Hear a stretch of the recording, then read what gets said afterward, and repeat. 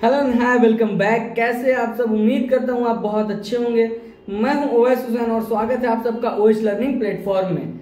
दोस्तों, last class में हम लोगों ने इंट्रा स्टेट जीएसटी के बारे में बात किया था कि अगर कोई भी transaction with in the state होती है तो उसकी जर्नल एंट्री क्या होगी और उन ट्रांजैक्शन को हम लोग रिकॉर्ड कैसे करते हैं। ठीक है, तो आज भी हम लोग जो पढ़ने जा रहे हैं intra state supply of goods और सर्विसेज के बारे में ही पढ़ेंगे जीएसटी में, और उनकी जर्नल एंट्रीज को हम लोग देखेंगे। बट आज उनमें कुछ नए पॉइंट्स हैं, जैसे कि ड्राइंग बाय द प्रोप्राइटर, और उसमें है जैसे purchase return, sales return, loss by theft. ये सारे पॉइंट्स आपके लिए बिल्कुल नए हैं जो कि मैंने अभी तक आपको बताया नहीं है। तो चलिए अपनी क्लास को बिना किसी देरी के स्टार्ट करते हैं। और हाँ, अगर आपने मेरे इस YouTube चैनल को सब्सक्राइब नहीं किया है तो प्लीज आप इसको सब्सक्राइब कर लीजिए और देखते रहिए OHLP। चलिए अपनी क्लास की तरफ बढ़ते हैं। तो चलिए अपनी क्लास को आगे स्टार्ट करते हैं। सबसे पहले हम लोग ये पढ़ ले कि हम लोग किसके लिए काम कर रहे हैं। हम लोग काम कर रहे हैं संजय शर्मा एंड सन्स के लिए। तो लास्ट क्लास में भी मैंने बताया था कि क्वेश्चन को बनाने से ज्यादा इंपॉर्टेंट है क्वेश्चन को समझना। तो आज भी हम लोग पहले वही कर लेते हैं। Assuming all transaction have been made with in this state of Bihar charging CGST and SGST at the rate 6%। मतलब कि ये जितना भी ट्रांजैक्शन है ये सब बिहार में हो रहा है, और जब बिहार में हो रहा है तो वहां इंट्रा स्टेट सप्लाई हो गया। मतलब बिहार टू बिहार जो भी ट्रांजैक्शन होगा वो इंट्रा स्टेट कहलाता है जीएसटी में। ठीक है, और वहां पे क्या लगेगा? CGST और SGST। ठीक है, तो चलिए अब क्या होता है कि purchase goods from X for rupees 1.5 lakh. अब ये 1.5 लाख रुपए का माल खरीदता है X से, तो अब क्या होगा कि जब कोई सप्लायर माल खरीदता है तो उसको टैक्स पेमेंट करना पड़ता है, CGST और SGST। तो यहां पर वही चीज है कि इनपुट CGST का पेमेंट हुआ, purchase account debit 1.5 lakh, input CGST account debit 9,000, input SGST account debit 9,000। क्यों? 1.5 लाख का माल है, 6% इस पर GST लगा, 15 छक्का 90, मतलब 9,000 रुपया CGST, 9,000 रुपया SGST। तो ये टोटल कितना हो गया? 1,68,000। अब सप्लायर ने कितना पेमेंट किया होगा? सॉरी, ये तो यहाँ पे क्रेडिटर है, मतलब हम लोग उधार में माल लेके आ रहे हैं। तो क्रेडिटर कितने का हमारा बन गया? 1,68,000 रुपया। मतलब माल तो हमारा 1.5 लाख का ही है, मगर 9,000 रुपया हमारा CGST में गया है और 9,000 रुपया SGST में। मतलब अब टोटल क्रेडिटर को कितना रुपया देना? 1,68,000, और माल है हमारा है जबकि 1.5 लाख का, और ये 9,000 का हमको इनपुट मिलेगा। और इनपुट कब यूटिलाइज होता है? ये पेमेंट ऑफ GST के वक्त में यूटिलाइज होता है। तो चलिए अगला ट्रांजैक्शन देखते हैं। 6 जनवरी को sold goods for 3 lakh to mister Mohan. अब मोहन को जब माल बेचेगा तो क्या होगा? मोहन को जब माल बिकेगा तो सप्लायर भी तो GST कलेक्ट करेगा ना। अब मोहन से सप्लायर कलेक्ट करेगा, मोहन अकाउंट डेबिट। क्यों? क्योंकि मोहन ने कैश नहीं दिया, इसलिए Mohan account debit to sales account. कितने का? 3 लाख रुपए का। अब 3 लाख रुपए का माल बिका है जरूर, बट यहाँ पे CGST लग गया 6% और SGST लग गया 6%। मतलब 3 लाख के माल पे 6% का अगर CGST लगता है तो 18,000 रुपये का CGST का आउटपुट टैक्स लायबिलिटी बन गई, और 18,000 की आउटपुट SGST में टैक्स लायबिलिटी बन गई। तो यहाँ पे अब गवर्नमेंट को जो जाएगा 18,000 रुपया जाएगा और 18,000 रुपया SGST में जाएगा। अब टोटल हम मोहन से कितना लेंगे? 3,36,000। क्यों? क्योंकि 3 लाख का माल था, 18,000 रुपया SGST लगा और 18,000 रुपया CGST लगा। टोटल अमाउंट कितना हो गया? 3,36,000 रुपया मोहन से लेना बाकी है। हाँ, अब ये चीज याद रहे कि हम लोग को अपना वर्किंग नोट्स जरूर बनाना है। क्योंकि जब हम लोग टैक्स का पेमेंट करेंगे ना तो हम लोग को उस वक्त परेशानी नहीं होगी, और एग्जामिनर भी जो होगा हम लोग का मार्क्स फुल देगा ऐसे। तो बिना वर्किंग नोट्स के आप कोई भी एग्जाम्पल या क्वेश्चन कभी मत बनाइए। तो शुरुआत में 9,000 का हमारा इनपुट मिला था, तो हम लोगों ने क्या किया? Total input CGST 9,000, total input SGST 9,000। अब यहाँ पे हमने टैक्स कलेक्ट किया है 18,000 रुपये का CGST में और 18,000 रुपये का SGST में। तो ये हमने लिख लिया। ठीक है, अब आइए 8 जनवरी को क्या होता है, ये आपके लिए एकदम नया पॉइंट है, इसको एकदम अच्छे से समझिए। 8 जनवरी को रिटर्न गुड्स टू एक्स, मतलब जो संजय शर्मा है इसने माल वापस कर दिया अपने सप्लायर को 10,000 रुपए का। ठीक है, अब 10,000 रुपए का माल जब वापस कर देता है तो क्या होगा, ये जरा सा सोचिए। क्योंकि जब हम लोगों ने माल खरीदा था तो क्या हुआ था कि purchase account debit to input CGST to input SGST to supplier. ठीक है, बट यहां पे क्या हो रहा है कि हम लोग तो माल वापस कर रहे हैं, इसका मतलब ये है कि जब माल वापस करेंगे तो हमको अपना इनपुट सीजीएसटी और एसजीएसटी भी रिवर्स करना होगा। अब इसको एक एग्जांपल से समझिए। सपोज कीजिए आप किसी शॉप पर गए और वहां पर था कि एक पर एक मुफ्त पाए। आप सामान लेके घर आते हैं और सामान आपको फिर पसंद नहीं आता या उसमें कुछ डिफेक्ट रहता है, आप चले जाते हैं उसको लौटाने। तो आप क्या करेंगे, जो मतलब एक पर एक जो फ्री है, फ्री वाला आप अपने पास रख लेंगे और जो पैसा देकर लाए हैं वो उसको लौटा देंगे। ऐसा तो नहीं है, जब आप लौटाएंगे तो फ्री वाला भी आपको वापस देना पड़ेगा। तो वैसे ही होता है यहाँ पर भी कि परचेज रिटर्न, जब आप गवर्नमेंट को बोल रहे थे कि भाई ये तो मेरा क्रेडिट है, तो गवर्नमेंट भी बोलेगी ना कि अब तो आपने वो माल भी लौटा दिया, तो चलिए अब आप जो इनपुट का क्रेडिट जो आप हमसे क्लेम करते वो क्लेम भी अब आप हमको लौटाइए। जब आप खरीद रहे थे तो आप तो बोल रहे थे कि नहीं नहीं ये तो हमने खरीद लिया, आपको हमको इनपुट टैक्स क्रेडिट देना होगा। बट यहां पे जब आप लौटा रहे हैं, आपके पास अब माल ही नहीं है, तो आप इनपुट कैसे लीजिएगा, आप क्रेडिट कैसे लीजिएगा। तो क्या होगा कि यहाँ पे हम लोग क्रेडिट को भी रिवर्स कर देंगे। ठीक है, तो यहाँ पे क्या हुआ, हम अपना क्रेडिट माइनस करेंगे क्योंकि अब तो माल हमारे पास है नहीं। तो 9,000 एक्स अकाउंट डेबिट, मतलब हम लोग एक्स को माल लौटा रहे हैं, ये हमारा 11,200 से हमारा सप्लायर कम हो गया। और यहाँ पे टू परचेज रिटर्न, ये हमारा एक नया अकाउंट खुल गया कि हमने 10,000 रुपए का माल लौटा दिया। टू परचेज रिटर्न, 10,000 का माल वापस हो जाता है। अब 10,000 के ही प्रोपोर्शन में हमें अपने क्रेडिट को भी रिवर्स करना होगा कि 10,000 का 6% 600। तो यहाँ पे हो गया to input CGST account debit, to input CGST 600, to input SGST 600। तो देखिए यहाँ पर मैंने माइनस भी कर दिया अपने इनपुट में कि 9,000 रुपया का तो पहले मैंने किया था, मगर अब 600 रुपया यहाँ पे माइनस हो गया इनपुट सीजीएसटी में, इनपुट एसजीएसटी में भी 600 रुपया माइनस हो गया। ये वर्किंग नोट बनाते रहना है। ठीक है, अगला क्वेश्चन क्या है कि mister Mohan returns good to for rupees 18,000 रुपया। ठीक है,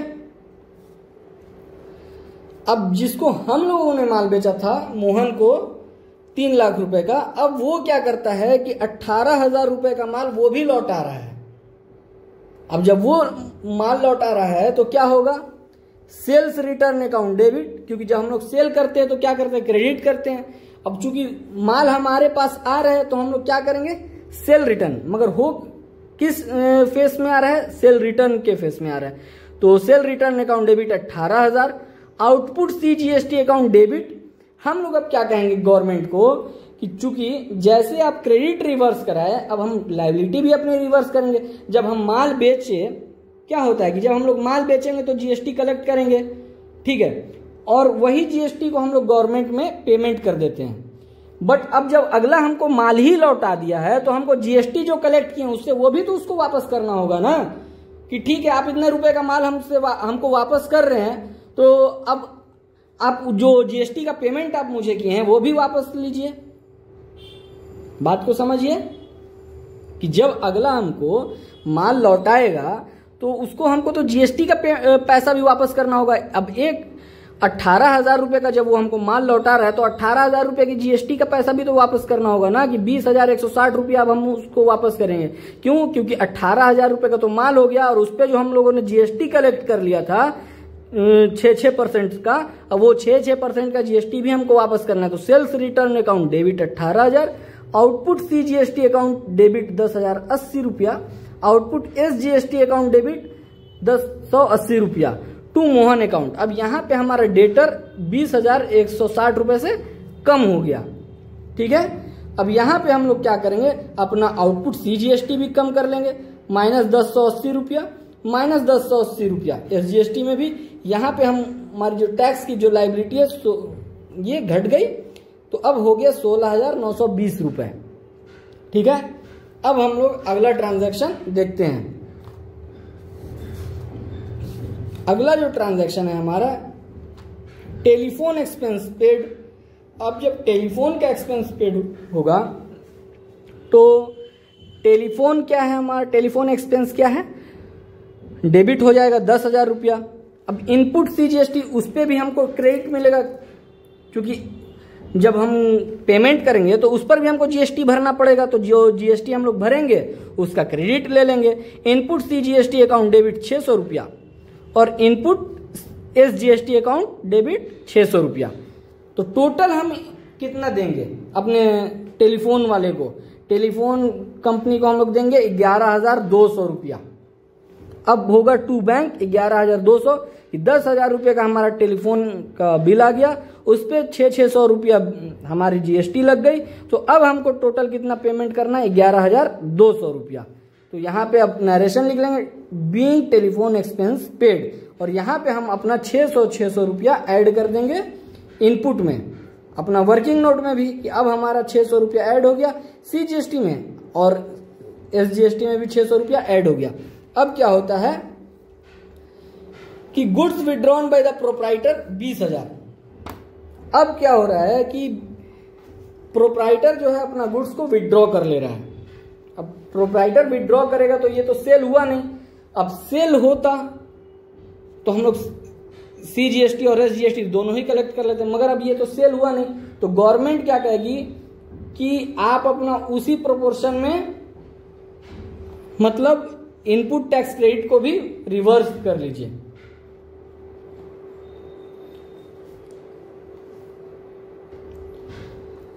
इससे क्या होगा कि हम लोग अपना यहां पर इनपुट टैक्स क्रेडिट को रिवर्स करेंगे।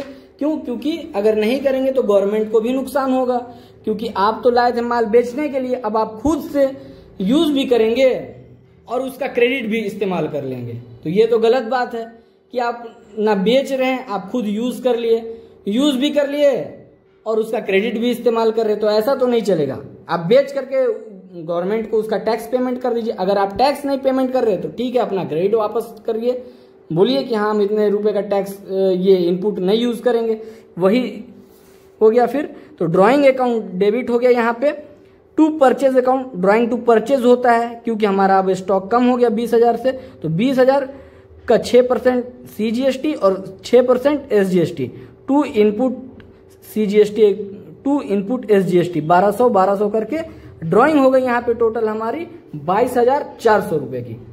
ठीक है, अब चलिए अगला ट्रांजैक्शन हम लोग समझते हैं। गुड्स स्टोलन, यहाँ पे हो गया 15,000 रुपए का माल हमारा चोरी हो गया।